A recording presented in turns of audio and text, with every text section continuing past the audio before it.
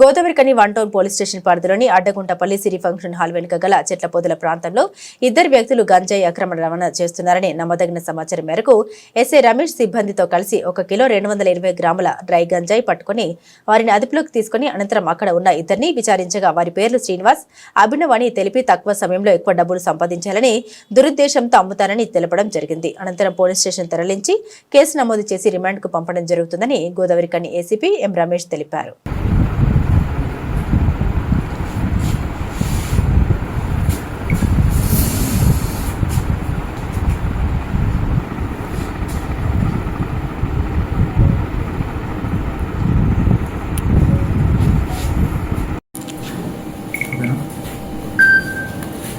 తెలంగాణ రాష్ట్రాన్ని మాదక ద్రవ్య రహిత రాష్ట్రంగా మార్చాలనేటువంటి రాష్ట్ర ప్రభుత్వం సంకల్పం మేరకు మా సిపి రామగుండం సిపి గారి ఆదేశాల మేరకు ఈ గోదావరికని డివిజన్లో పూర్తి స్థాయిలో మాదక ద్రవ్యాలు అమ్మేవారి మీద, కొనేవారి మీద, డిస్ట్రిబ్యూషన్ చేసే వారి మీద తీవ్రమైన నిఘా పెట్టడం జరిగింది.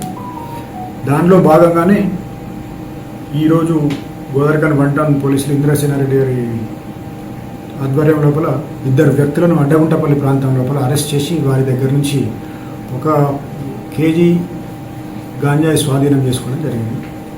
ఆ కేజీ గాంజాయితో పాటు 2 సెల్ ఫోన్లు కూడా స్వాధీనం చేసుకోవడం జరిగింది. వీరి మీద పూర్తి స్థాయిలో ఇంటరాగేషన్ చేయగా వాళ్ళు సీలేరు ప్రాంతం నుంచి తీసుకొచ్చి ఇక్కడ డిస్ట్రిబ్యూట్ చేస్తూ దానికి అందరినీ చేయడం జరుగుతుంది.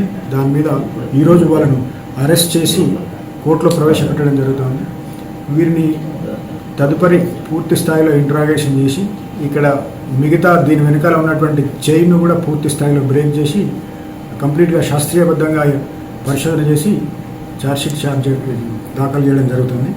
ఈ సందర్భంగా గోదావరికని ప్రజలకు విజ్ఞప్తి ఏంటంటే, నిర్భయంగా మీకు ఏ చిన్న అనుమానం వచ్చినప్పటికీ కూడా, ఎవరి మీద అనుమానం ఉన్నప్పటికీ కూడా నిర్భయంగా మాకు సమాచారం ఇచ్చినట్టయితే ఈ మహమ్మారిని కట్టడి చేసే అవకాశం ఉంటుంది.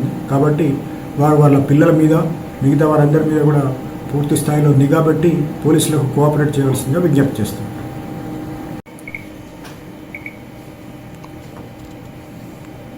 రామగుండం మున్సిపల్ కార్పొరేషన్ పరిధిలోని ప్రజలందరికీ మరియు గోదావరికని డివిజన్ లోపల మంతని ఏరియా ప్రజలకు అందరికీ కూడా గణేష్ నిమజ్జనం సందర్భంగా శుభాకాంక్షలు.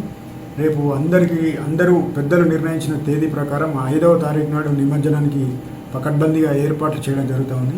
ఈ సందర్భంగా మండప నిర్వాహకులకు ఏంటంటే, వాళ్ళు పూర్తి స్థాయిలో జాగ్రత్తలు తీసుకొని వీలైనంత తొందరగా విగ్రహాన్ని తీసుకొని శోభయాత్ర చేసుకుంటూ నిమజ్జనానికి రావాల్సిందిగా కోరుతా ఉన్నాము. ఈ సందర్భంగా ఏ రకమైనటువంటి అసాంఘిక చర్యలు కానీ, లేకుంటే ఏ రకమైనటువంటి డీజేలకు ఎట్టి పరిస్థితుల్లో అనుమతించము. ఏ రకమైనటువంటి ఇబ్బందులకు గురి చేసినప్పుడు కూడా వాళ్ళ మీద చట్టపరంగా చాలా కఠినమైన చర్యలు తీసుకోవడం జరుగుతుంది.